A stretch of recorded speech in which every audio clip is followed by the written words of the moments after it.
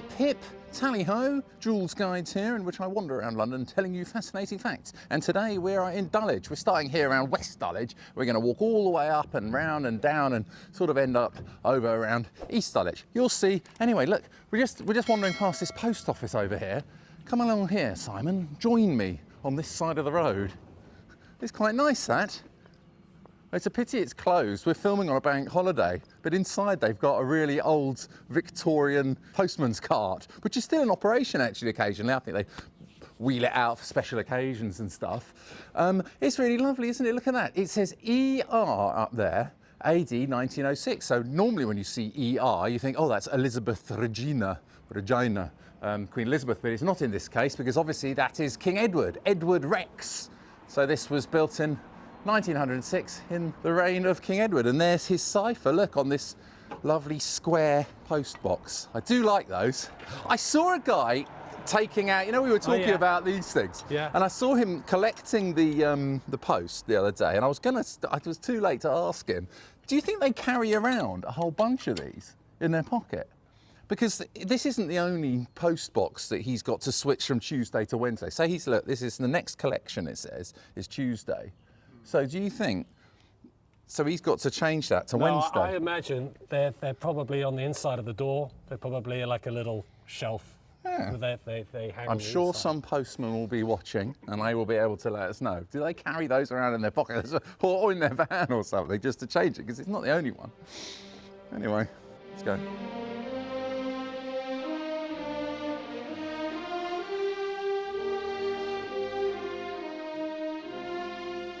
This whole area of Dulwich was originally a hamlet. Back in the days of King Edgar in the year 967, he granted this area to his thanes. Thane, it's one of those words you only ever hear in Macbeth, isn't it? Thane of Glamis, Thane of Cawdor. And then King Henry I granted this area to Bermondsey Abbey. Many years later, in 1789, John Morgan, who was Lord of the Manor of Penge, he needed a shortcut across the Dulwich Manor, or anyway, these fields here. So they set up this toll gate, and it's the last surviving one in London. And if we come around here, look, you can still see the old table of tolls. Every motor car, motorcycle, or motorcycle combination, sixpence. For every horse, mule or donkey not drawing, threepence. Sheep, lambs or hogs in proportion, but not less than halfpenny for any less number. Now look, there's a car coming through here, Simon. Now I wonder if he's going to have to pay. They'll have to pay. Just to come along this road, you've got to pay £1.20. How about that? I wonder if anybody's just sort of put their foot down and scratched on through. James Bond style, straight through it. But anyway, it's a beautiful street, this. Really lovely area. In fact, in Pickwick papers, Samuel Pickwick describes it as one of the most pleasant spots near London. And that still is true today. Look, oh, this is the original toll booth, I think, or place where the man who took the tolls used to live.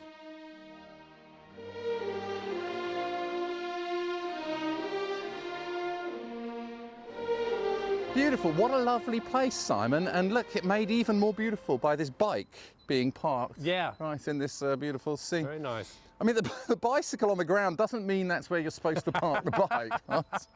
Okay, I'll take note next time. Look, this is Dulwich College. This was built in 1870, designed by Charles Barry Jr. So Charles Barry's dad was the guy who designed the Houses of Parliament, you know, the Palace of Westminster. But look at that, Simon.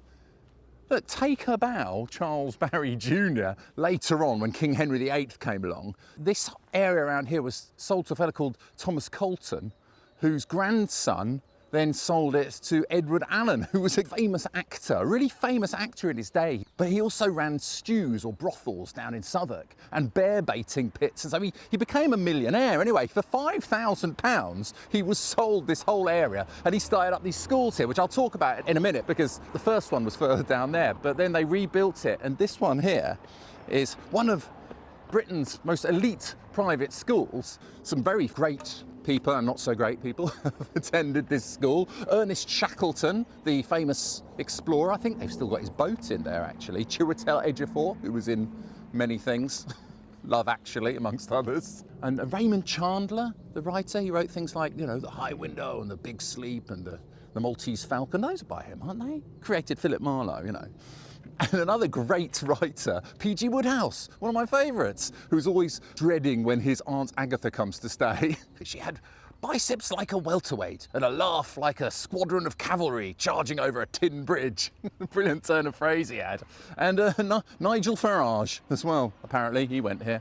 And Joseph Bazalgette, whom we're going to talk about later, one of my favourite Britons of all time, the guy who designed the sewers and everything. He went here. In fact, the whole area underneath the road over there, where all the grass is, there used to be a pond, it was called a long pond. They filled that in as part of Joseph Bazalgette's sewage system type thing. So yeah, so he had a connection with this area over there, look, as well.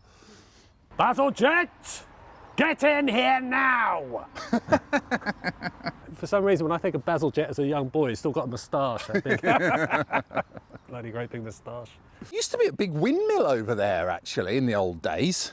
Oh, look, there's the windmill there, look. Samuel Prout, John Brompton Cumming. I like Prout. They've got some good names, haven't they? Yeah. John Cumming, David Cox.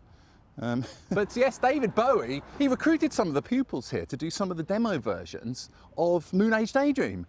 I'm an alligator, I'm a mama papa coming for you. So if you get the 30-year anniversary edition of the Ziggy Stardust album, he's got a version of Moon Age Daydream which he calls the Arnold Corns version, and Hang On To Yourself as well. So I guess those are the actual versions with these guys on, unless I'm mistaken. I don't like being out-Bowied though. Let's hope I'm not. Come on, strong girl, and lay a heavy trip on me. This tree on the corner here, that's a very rare tree. The tree which leans over the corner of College Road and Dulwich Common is a rare specimen called Azelcova carpinifolia that was introduced into England in 1780. It has been considerably reduced to conserve and protect it. Anyway, it's very rare that. I don't know if it's the only one.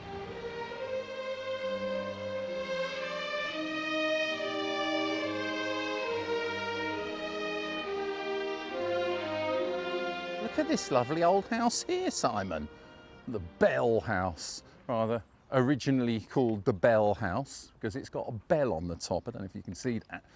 Built in 1767 for Thomas Wright, who went on to become the Lord Mayor of London. The bell was added so they could ring it in case of fires in the area, so that would alert people. Why is it called Dulwich? Dulwich. It's actually from dill. I think the flower, the plant, the dill, and witch actually means meadow. It means the damp meadow where this dill flower or plant used to grow. You know who lives around the back there, Simon? So one of those houses around the back is the Staith. Jason Statham lives around here.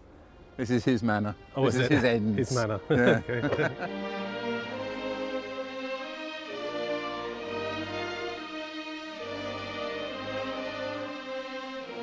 I feel like I'm in Jane Austen or something. I'm a Jane Austen character walking through the fields. This is Bel Air House, built in 1785. It's wonderful. Look at how beautiful that is. And then just opposite there, on the other side, this is all that remains of the only above ground part of the River Effra, which has now been, I mean, this was more of a kind of damming tributary of the River Effra, which we've seen before actually. When in our Herne Hill video, we saw near the Lido, we saw the stink pipe, and that was a part of this that went underneath the ground there. And also, I think Water Lane, is it, or Watermill Lane or something up in Brixton? That's also the River Effra. So the River Effra, it was actually named after a farm in Brixton called Heathrow. Heathrow Farm, not Heathrow Airport. And then I suppose it became known by Cockneys as Effra. Effra. Anyway, that's the only part of it that still remains. I must say I'm liking Dulwich so far, Simon. Yeah, I got a good vibe from here, yeah. Beautiful around there.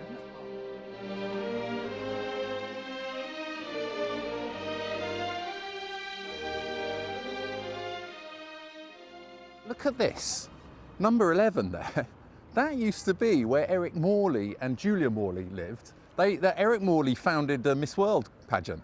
in 1951. It was as part of the Festival of Britain. So yeah, it wasn't uncommon to see great dignitaries or famous people or Miss Worlds coming down here. Maybe George Best, maybe his girlfriend. Didn't George Best marry a Miss World? And it's right opposite the oldest public art gallery in England. Look at that over there. Dulwich Picture Gallery was opened in 1817. It was designed by Sir John Soane, famous Regency architect. You see the kind of skylights at the top. He was the first person to have the idea of lighting the art that way from above. Quite it's innovative. everywhere. He's obsessed with that, isn't he? You go to his museum, it's just full of these little skylights, every single room. Look, it's actually also a mausoleum because the founders of the art gallery are buried here in the grounds underneath this mausoleum, and it's quite nice that they've got this telephone box here. This is a K2 telephone box, this listed building. But if you look at the roof of the phone box and you look at the top of the mausoleum there, Sir Giles Gilbert Scott, who designed the telephone box, was inspired by Sir John Soane's mausoleum here, or I don't know whether it's based on this one or the one over in St Pancras Cemetery. Inside the gallery, they've got the most stolen painting in the world. It's by Rembrandt. It was stolen, recovered 3 times, 4 times. It's called the Jacob de Gain III. Anyway, it must be really good, I guess. Or really easy to nick.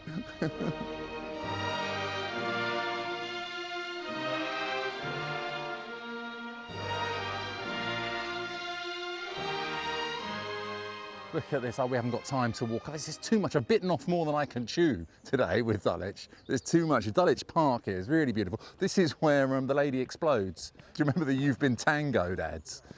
Hey man, the big orange chap, you've been tangoed. You don't remember that? Yeah, it was banned, wasn't it? Yeah, I think it was banned because people. There was that one where the guy used to. The big orange chap came and went like that on someone's face. What was the meeting like when they're brainstorming ideas? Yeah. I think we should have a big fat orange man smack someone around the face. It was, yeah. And people were copying That's it. a great idea. We'll go with that. And it was because everybody remembers it. That's the thing. Yeah, exactly. Anyway, well, that was where the lady explodes in another version of the ad, and it's right opposite. Look, now this bit, earlier on I was talking about Edward Alleyn, spelt Alleyn. Basically, he was a tycoon of some sort, but he was also a very famous actor and owner of all these stews known as brothels down in Southwark. They say that he had a vision on stage when he was playing a demon, and then he saw a vision of a demon, and he took that to mean that he was going to, I don't know, it was an ill portend. It meant that he was going to have some very bad luck or something. So he said, I'm going to have to do something really good with all my money. And he decided to build this wonderful school in 1616. This east wing provided accommodation for 6 poor brothers, 12 poor scholars, and some college fellows or teachers. And then these ones are the almshouses, which I believe still have people living in them. And he called it the College of God's Gift. You weren't allowed to be the headmaster if your name wasn't Alan. So you had to be called Alan to be the headmaster. And if 2 people were called Alan and they both qualified, they both had the suitable qualifications, then they would draw lots. So it was kind of awarded by God's gift, something like that. Anyway, this church here was consecrated on Edward Allen's 50th birthday in 1616. He's buried actually in the chapel over here. The above stone is the original monument to Edward Alleyn, the founder, and was placed here in 1925. So he's actually buried inside there. This was the original stone he had from presumably the 1600s. Remarkable business. Been here all that time, isn't it? And just around the corner here, it's got another school that they later had to upscale to because that wasn't big enough. Oh look, points for spotting a stink pipe here. And just beyond the stink pipe, this is when they upscaled because that wasn't really big enough over there, the school they had just been, so they had to create this bigger one, which is actually designed by Charles Barry Sr. He's actually the one who designed the Palace of Westminster, the father of the one who designed the college we saw earlier on. Look at that. It says the grammar school of the College of God's Gift Dulwich, except they seem to have mixed up the D and the C. Wait a minute. College or Dulwich. Ah, look, there's a lot of points to be had here, Simon. Points, look. Stink pipes over there. You've got a milestone over here. It says V5. 5 miles from the Treasury. Thank you. 5 miles from the Treasury, Whitehall. And then on the back here, oh, it says, how's your Latin, Simon? Siste Viator, 1772, Rest Wayfarer. Sounds like a good idea, why not? Have a little rest there. I feel like Dick Whittington. There's a picture of Dick Whittington sitting on one of these. Wonderful. Actually, this little bit along here, I think that bit along there is where the long pond used to be, which was turned into a sewer all the way up towards Dulwich Village, where we're going now.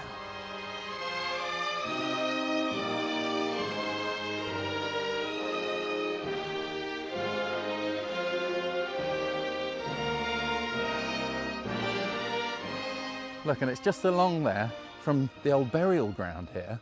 It's inside here is where one of these, it's actually in an unmarked grave. I don't know which one he's in, but Samuel Matthews, he was called the Hermit of Dulwich. He was very sad actually, but he was a very well-loved gardener in Dulwich. I think this was in the 1700s sometime. Anyway, when his wife died, he just was so distraught that he asked permission from, I don't know, the college master or something to go and build a cave in the woods near here and live as a hermit. And he just lived for years in the woods nearby, and people would go by and sort of ask him for advice and stuff like that, and bring him gifts. And anyway, he lived there for 30 years in this cave, and then some years later he was found brutally murdered, bludgeoned to death over his fortune. Someone tried to nick his fortune, which probably amounted to a few pennies in the end. Quite sad, really. Look, on the other side there, this is interesting, Simon, come over here. Near this site stood the village stocks for the detention of offenders. So I guess they'd stick you there and you'd have your feet in. People would chuck your stuff at you. Throw rotten cabbages at you. And this is a sort of told you so lesson here. 1760. It is a sport to a fool to do mischief to thine own. Wickedness shall correct thee. Should bring it back. Yeah. Look, Colton Avenue. So this is named after Thomas Colton, who was sold the manor of Dulwich by King Henry VIII, and who then sold it to Edward Alleyn. Is that right? My memory's fading. Anyway, this is also where Lord Warhol used to do his famous fascist rallies and talks, his meetings here in the 30s, and before fleeing to Germany, and then after the war he got hanged, didn't he?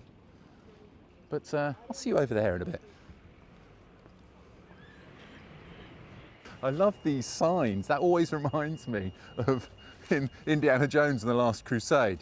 And they come across one of those signs. So I think one of them, it says Berlin that way. What's the other one on it? Is it Venice? I think it might be Venice or Algiers or something in one direction. Venice. I can't really, you know what, I've not seen that film. Alexandria is that way, but my diary is in Berlin. This is North Dulwich Station. That was designed by Charles Barry Jr. as well.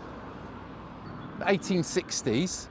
If you look down here next to this pair of grotty knickers, which is delightful, look at here. So you've got AC, presumably Alleyn College, and this shield represents presumably places served by the railway. The London, Brighton and South Coast Railway. So that will be London, City of London. Dolphins represent Brighton, I believe. That's the Alleyn's College shield, I think, that one there. And then I believe this is something to do with the Cinque Ports, 5 coastal towns. That one there, I think, is Portsmouth, is it? Anyway, look, if you want to watch our Herne Hill video, we come down this road, Red Post Hill, but we're not going that way, we're going that way and left. Let's go.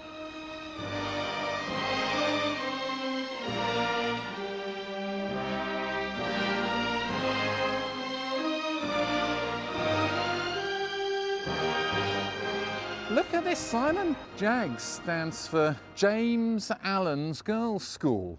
Founded in 1741, one of the oldest girls' schools in London, if not Britain. and it's got this same kind of Alleyn's logo. But crucially, Simon, look, if you look on the sign here, it's James Alleyn. It's not spelt in that weird way with the Y. Double L-E-Y-N. This one's just A-double-L-E-N-S. And that's because James Alleyn wasn't related to the earlier Edward Alleyn. It was just a coincidence. But eventually they decided to get rid of this rule that the master and the warden had to be unmarried and have the name of Alleyn. But you know who used to teach here was Ralph Vaughan Williams. And his successor, he was like the singing master, and his successor was Gustav Holst. In fact, whilst Gustav Holst was teaching in this school, he wrote, "I vow to thee my country." That's one that if you were on the greatest hits of hymns, I vow to thee my country, oh, lo, lo, lo, lo, lo, lo, lo, lo. You got any favourite greatest hits, Simon? But Holst, I mean, it's one of the planets, isn't it? Did it come before? Oh, he did that, yes. No, but that tune is in the planets. Oh, is it? So I don't know whether it came before or after. Oh, I don't know. That's a good knowledge there, Simon. I didn't know that. I love this as well. Again, the sort of a 20s kind of Art Deco. I mean, even the gate is the fence.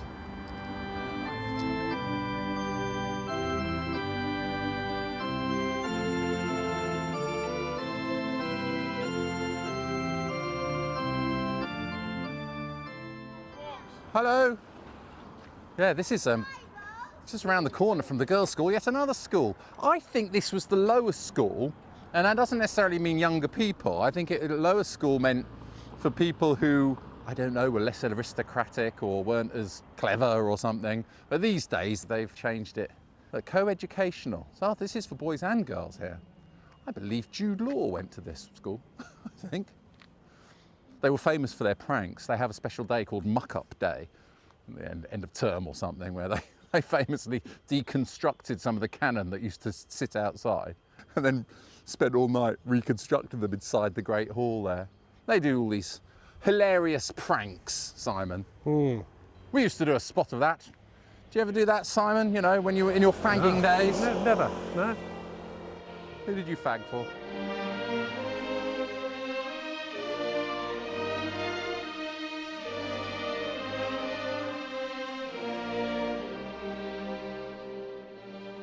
Some lovely old ghost signs along here. Look at that up there. It says Hayden's Limousines up there. Oh, yes. Actually, if you go down that way, it's a bit of a walk, so I'm not going to go there, but that's you'll come to 117 Darrell Road, and that's where Bob Hoskins lives, George, in the film Mona Lisa. Have you seen that? I have seen it, yeah. It's filmed in Dulwich. His house, there's quite a few scenes at his house round the corner there. Oh, it's a brilliant film. Robbie Coltrane. Robbie Coltrane's in it. Michael Caine. Is he? Yeah, Michael Caine is in it. Excellent. Yeah, it just shows how Dulwich has changed, because I suppose that was deliberately selected because it was quite a gritty, grimy area. Any film based in London around that time, absolutely love. Yeah, yeah. The cars, the streets. There aren't many of them. That's the thing, though, Julian. There aren't many true filmed on location films in that area that were made. Look at those interesting coal hole covers on people's doorsteps. Look at that, wonderful. Those are the original ones. Those are Hayward brothers. I've never seen them so close to the door. Yeah, it's amazing. And that's got the glass in them that it was a kind of innovative design by Hayward Company brothers. So it could, refract the light down below. A little bit of raw iron. And this is the sort of thing, by the way, you get so used to it. Yeah. And then you think, it might be quite nice outside my house. You look it up to buy it, it's expensive. Exactly, yeah, of course. That's original stuff. It's not cheap stuff, is it? Look at that sign up there. Can you see? Oh, Access. Access, your flexible friend. Well, I'm glad, because I've got an Access card, so I can use it there. No one's got those anymore. It's like a Barclay card back in the day. It says DE, which is Dulwich Estate, which is kind of what the whole area is. We're now approaching East Dulwich, but still really, really nice. I quite like it. Somehow seems a bit more real. I felt like I was in a dream world before. Blackwater Terrace, 1880. points for spotting the nice old sign. Maybe it was an old pawnbroker or something. I don't know, because on the side there's a sign that says jewellery, is it? Old gold bought. Maybe it was an old pawnbroker or something. This little stretch here along Lordship Lane has got so many beautiful little details like that head. I think they were just Victorian sort of figures to ward off evil spirits, but I'm not entirely sure. So maybe someone can write in and tell me, but I think that's what they were. These little heads you get sometimes on the side of buildings. I'm getting a bit hungry, Simon.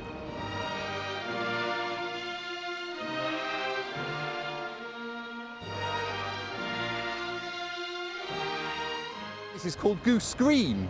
Maybe that's why they've got geese on these bollards here. It's rather nice, that, isn't it? I have to say, I really like Dulwich Village, but I really find this is somewhere I'd like to live, because you've got a lot of really useful places, don't you think? Yeah, it's exciting here, isn't it? There's a lot of life here. Yeah, lovely area to live, I reckon. And to have a pint, Simon, which we shall do now in the East Dulwich Tavern, where I did 2 stand-up comedy gigs in my youth. One time I was very good, and the other time I died on my arse. So I've got mixed memories of that place upstairs. Oh. When was that then? Oh, that was in the late 90s. 90s. Yeah. I'll never forget, because my friend was actually, my best friend, he came and his head was actually in his hands. Like, and he was shaking his head. You always know if even your mates are reacting that way. Come on.